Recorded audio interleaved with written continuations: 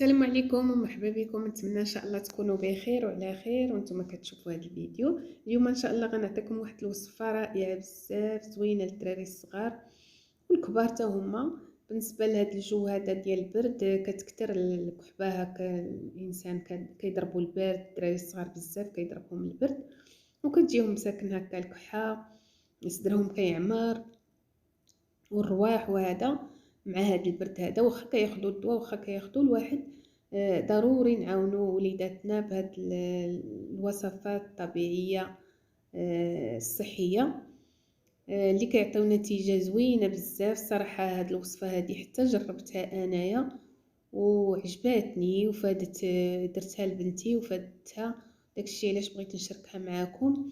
راها رائعه بزاف وصحيه، حتى انا سمعتها من واحد الدكتور الله يجازيه بخير عطا هاد الوصفه هذه، وقلت علاش لا ما نديرهاش، وجربتها ودرتها لبنتي والحمد لله والشكر لله.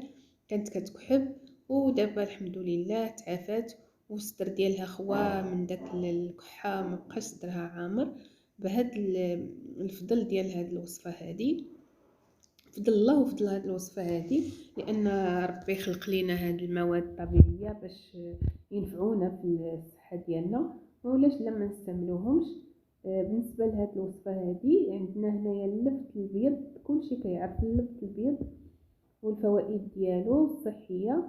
الصراحه راه دابا وقتها هذه ومتوفره، كناخذوا واحد جوج ولا ثلاثه حتى لربعه خمسه ديال اللفتات هكايا، وكنحكوهم كنقشرو كنغسلوهم ونحيدو ليهم القشره، وكنحكوهم في الحكاكه الرقيقه على هذا الشكل هذا. ومن بعد كنضيفوا ليهم واحد المعلقه ديال السكر سنيده وكنخليوهم كيطلقوا مزيان، كنخلطوها مزيان مزيان ونغطيوها ونخليوها حتى كتطلق داك واحد الماء، واحد السير، وكتطلقوا ديك اللفت كيخرج منها داك الماء ديالها كامل. ومن بعد ملي كيخرج داك الماء ديالها كناخذ واحد الصفايه وكنصفيوها مزيان، كنعصروها مزيان حتى كناخذوا غير داك السيرو ديالها.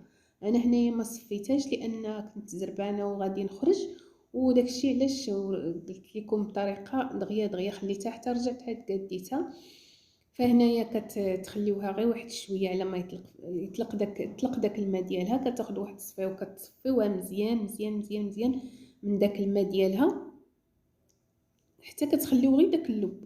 وداك اللب ما تلوحوش حتى هو كلوه، راه زوين، راه غير اللفت ماشي شي حاجه.